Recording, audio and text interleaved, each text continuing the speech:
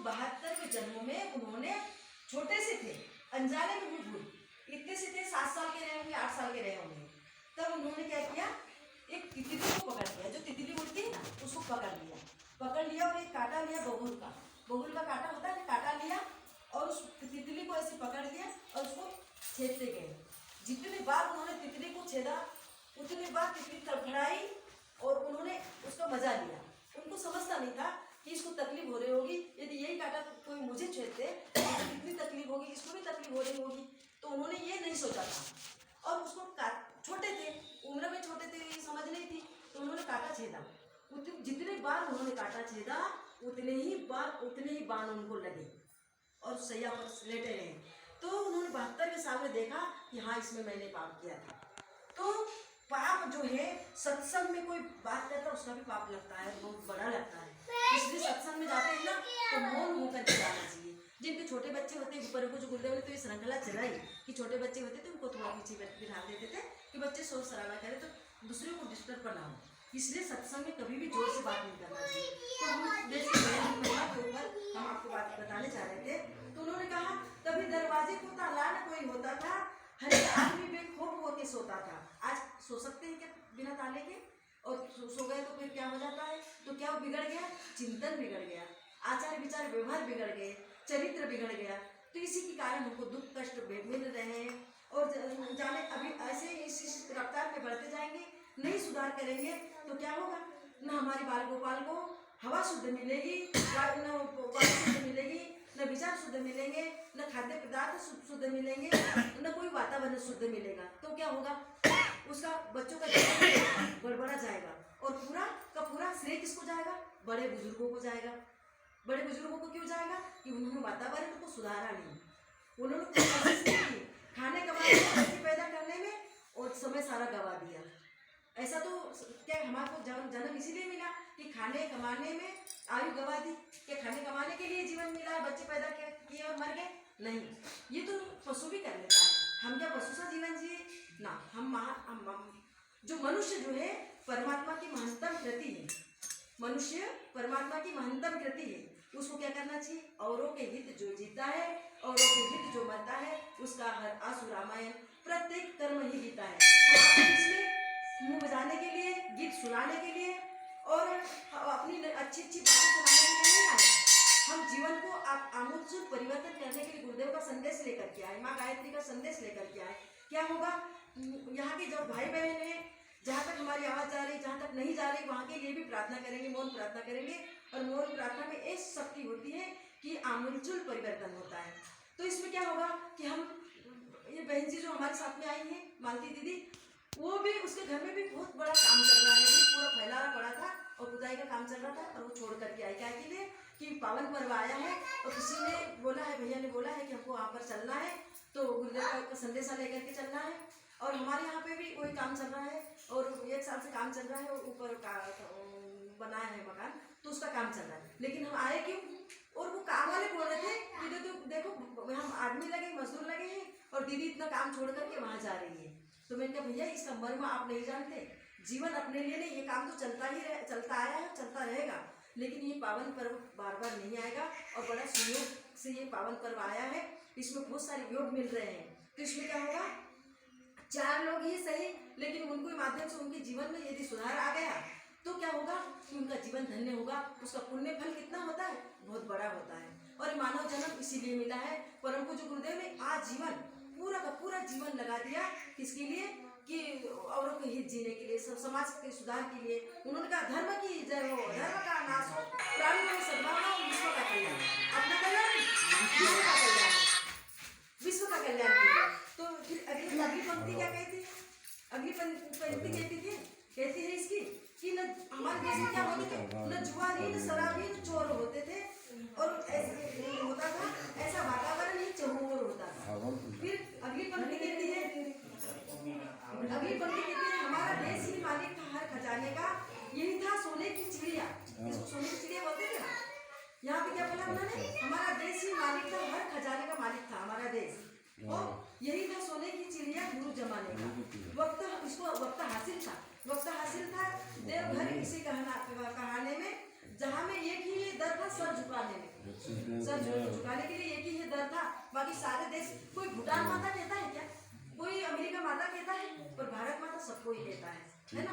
तो बाहर के देशों से हमारा देश जो है महान है, तो इसके लिए हम यहाँ की बेटियाँ भी महान होनी चाहिए, यहाँ के भाई बेटे बेटियाँ सब कोई महान होने चाहिए, यहाँ की बहुएं महान होनी चाहिए।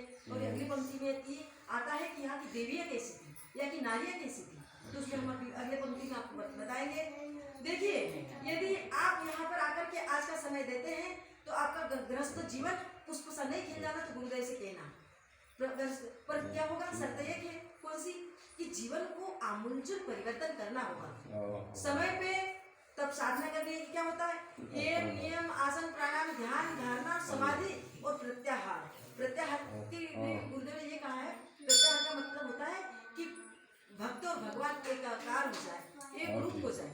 उससे क्या होगा, उसी से लाभ होगा, इसी से आत्म कल्याण होगा, इसी से परिवार कल्याण होगा, इसी से समाज कल्याण होगा, इसी से हमारे बाल गोपाल का भी कल्याण होगा, और वातावरण सुधारने में हमारा सहयोग, तो आत्मा का कल्याण हो जाएगा। तो फिर अगली पंक्ति कहती है इसकी, जहाँ में एक ये दर्द सर झुकाने में हर एक ज्ञान का दाता भी से बताते थे।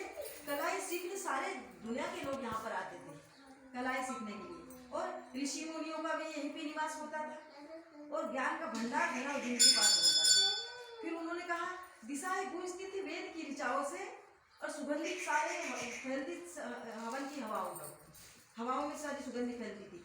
फिर उन्होंने कहा, यहीं पे राम का आदर्श नजर आया है, यहीं पे कृष्ण ने गीता का गीत गाया है, यहीं पे भरत के भाइयों के लगे मेले हैं, किसी की गोद में अर्जुन व भीम खेले हैं, हुए हैं द्रोण व भीष्म पुरुष बलिदानी लादानी, दधीची हरिश्चंद्र। दधीची क्या मालूम है, दधीची का क्या क्यों नाम आया इसमें, दधीची ने अपनी हड्डियां तक दे दी थी असुरों को मारने के लिए, मर गए। भगवान ने कहा तो मर गए, हड्डियां दे दी, उसका वज्र बनाया, और उससे उसी वज्र से उसका संहार किया राक्षस का। तो इस प्रकार के उनको ऐसे नाम आए हैं। हरीश जी और कर्ण थे दानी, उन्होंने दान कर दिया सब कुछ, उन्होंने कवच कुंडल सब दान कर दिया था कर्ण ने। और कहीं हनुमान, कहीं विदुर जी की भक्ति है। यहीं पे ब्रह्मचर्य की अमोघ शक्ति है। ब्रह्मचर्य की अमोघ शक्ति किसके पास थी, माता सती अनुसुईया के पास में थी, तो उसके पास ब्रह्मचर्य की शक्ति अमोघ थी। तो खेल खेल में प्रयास में ही उन्होंने ब्रह्मा विष्णु महेश को पल्ले में झुला दिया। नारी की शक्ति ये होती है, नारी शक्तिमान है। गृहस्थ नारी एक धुरी है, किसकी, गृहस्थ की। नारी यदि सही मार्ग पर चले, और नारी ही यदि सही गृहस्थ को संभाले, तो बाल गोपाल को भी महान बनाएगी, और अपने सुहाग की भी रक्षा करेगी। और मालूम सुहाग की रक्षा कैसी होती है, सती से। और उसका देखा है आपने, बड़ सावित्री का व्रत करती हूँ, सावित्री का, सत्यवान सावित्री का कथा सबको मालूम है, क्योंकि बड़ सावित्री का व्रत करते हैं। उसने जाकर के अपने पति के प्राण वहां से भगवान के पास से छीन करके ले आई। ये होती पत्नी की तपस्या। तो तपस्या में ये तो अमोघ उनके पास शक्ति ब्रह्मचर्य की थी। और उन्होंने क्या कहा, लुटाई दौलते इस पर सदा बहारों ने, किया सजता इसी धरती पर चांद तारों ने, सजता किया, उनका नाम लिया। फिर यहाँ पे देवियों के, अभी यहाँ पे बोला है उन्होंने, यहाँ की देवियां विदुषी महान होती थी, तेज की लाट व अग्नि समान होती थी। सती सीता अनुसुईया शकुंतला जैसी, लोपामुद्रा सुभा सुलभा मदाल सा जैसी। गार्गी भारती जब उठ के बात करती थी तो यज्ञवल्क्य वो शंकर को मात करती थी। ऐसी नारियां थी। नारियों का आदर्श जो रहा है भारतवर्ष में, नारियों के आदर्श, भाइयों का आदर्श, सबके आदर्शों ही से ही भारतवर्ष महान कहलाया है। फिर उन्होंने कहा, तो यज्ञवल्क्य शंकर को मात करती थी, तभी गुरुवर्ग माता जी की याद आती है। क्यों आती है, तो उन्होंने आजीवन दूसरों के हित में जीवन जिया है, स्वयं को तपाया, स्वयं को खपाया, और स्वयं ने कष्ट झेले। कोई जाते थे गुरुदेव से मिलने के लिए, पंखा बंद कर देते थे, चालू कर देते थे, और जब उठ करके गए तो पंखा बंद कर देते, बटन की आवाज आती थी, किसी ने पूछ बैठा, हिम्मत करके किसी मुड़ करके आ गए गुरुदेव के पास, गुरुदेव हमारे तो आपने पंखा चालू कर दिया, क्या आपको गर्मी नहीं लगती है, और आपने पंखा क्यों बंद कर लिया, आप तो बैठे हैं यहाँ पर। तो गुरुदेव बोलते हैं कि बेटा इसकी चिंता तू मत कर, मेरी बेटियाँ कोमल से चेहरे लिए धूप ताप में हवन कराने जाती है, और 2 पैसे से अंशदान लेकर के आती है, और मैं इतना स्वार्थी पिता नहीं हूँ जो मैं हवा खाता बैठा हूँ, आराम करूँ, और मेरी बेटियाँ लाल लाल चेहरे लेकर के एक हवन कराने के लिए जाती है, 2 पैसे लाती है। उससे मैं संसार को नहीं प्रेरणा दूंगा, नया आश्रम बनाऊंगा, नया सब कुछ बनाऊंगा, और संसार को नया नया कर दूंगा। ये गुरुदेव का संकल्प था। क्योंकि कमियां हम लोगों की है जो गुरुदेव के विचारों को हम आत्मसात नहीं कर रहे हैं, नहीं तो अभी तक युग निर्माण कब का हो गया होता। तो गुरुदेव के विचार बड़े पहले और नुकीले हैं, हर किसी के अंतःकरण में उतर जाते हैं। तभी उन्होंने कहा कि तभी गुरुवर माता जी की याद आती है, तभी माता जी को गुरुवर की याद आती है, तभी सम्मान में गर्दन मेरी झुक जाती है। उन तभी सती सीता अनुसुईया तभी उनकी याद आती है, तभी शकुंतला कौशल्या की याद आती है, तभी सम्मान में गर्दन मेरी झुक जाती है, उनके सम्मान में गर्दन झुक जाती है। ऐसे महान संतों ने कहा है। और पति के इतिहास में यह खोज हमने भारी की, सदा पूजा हुई इस देश की संग नारी की, तभी नारियां पूजी गई इस देश की। तो परम पूज्य गुरुदेव नारियों को, बेटियों को माता जी कहते थे कि मेरी बेटियां भी बेटों से कम नहीं है, पर गुरुदेव कहते थे कि बेटे बेटियां बिल्कुल समान है। तो इसीलिए बेटियों को भी गुरुदेव ने पीछे नहीं छोड़ा और इसलिए बराबरी का दर्जा भाइयों और बहनों को दिया। और इसी के आधार पर हम लोग यहाँ संदेशा लेकर के आए हैं। पावन पर्व है बसंत पंचमी का और मनन चिंतन का समय है।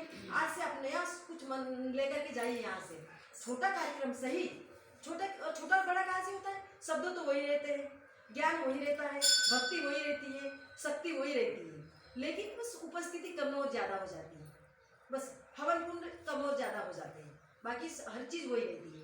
तो आइए अगला क्रम आता है, कर्मकांड को प्रारंभ करते हैं। और कितने समय तक हमको समाप्त करना है हमको बता दे, तो हम उतने समय में अपना कुछ समेट ले यहाँ से और फिर उधर कार्यक्रम कराने के लिए जाना है परसों रात। और फिर वहाँ से आकर के शाम को दीप यज्ञ होगा।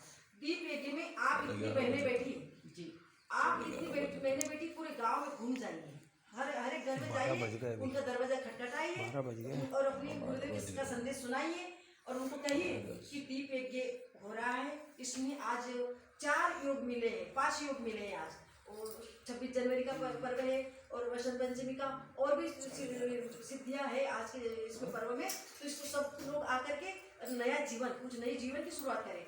फिर हम हवन यज्ञ के माध्यम से आपको और भी बताएंगे क्या कि जैसे आप हवन करते हैं उसकी राख अपने घर में बांध करके रख लिया करें पोटली में, और जब आप जाते हैं खेत में बोनी करने के लिए तो उस राख को थोड़ा सा छान करके बीज में मिला लीजिए और गायत्री जी का ध्यान कर लीजिए, 3 मंत्र गायत्री जी की बोल दीजिए, भगवान शिव जी को याद कर लीजिए और अपनी बोनी को बो दीजिए। आपके ये कोने में पक जाएगा ना, इतना आपको लोग मुँह करने की आवश्यकता भी नहीं पड़ेगी।